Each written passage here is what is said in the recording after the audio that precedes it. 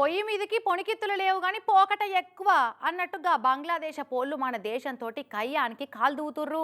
గిచ్చి మరీ కయ్యం పెట్టుకున్నట్టే ఏవట్టే కుక్క కాటుకు చెప్పు దెబ్బ అన్నట్టు మన దేశ పోళ్ళు కూడా ఆ బంగ్లాదేశ్లో ఉన్న బట్టెవాజు పనులు చేసేటోళ్లకు గట్టిగానే బదులిస్తుర్రు ఇట్లా. ఇస్కాన్ మీద పగతోటి మొన్న బంగ్లాదేశ్లో యూనివర్సిటీల గేట్ల ముంగట మన జెండాను కిందేసి అందరు దాని మీదకెళ్ళి తొక్కుకుంటూ పోయిన ఫోటోలు వీడియోలు బాగా వైరల్ అయిపోయినాయి ఇంటర్నెట్లో.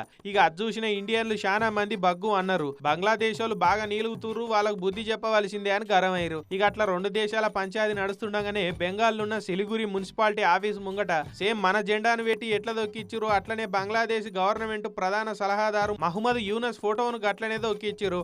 ఆ ఫోటో మీద నా మీద ఉమ్మేసి నన్ను మీ చెప్పులతోటి కొట్టుర్రు అని సిలిగురి మున్సిపల్ ఆఫీస్ ముంగట ఇట్లా పోస్టర్లు పెట్టిర్రు. అయితే మొన్న మన జాతీయ జెండాను దొక్కిచ్చినందుకే కౌంటర్గా ఇట్లా చేసిరని అంటున్నారు. అంతా హసీనా సర్కార్ ఊలిపోయినప్పటి సంది బంగ్లాదేశ్ వాళ్ళు భారత్ మీద బాగా కక్ష కట్టిరని అంటున్నారు.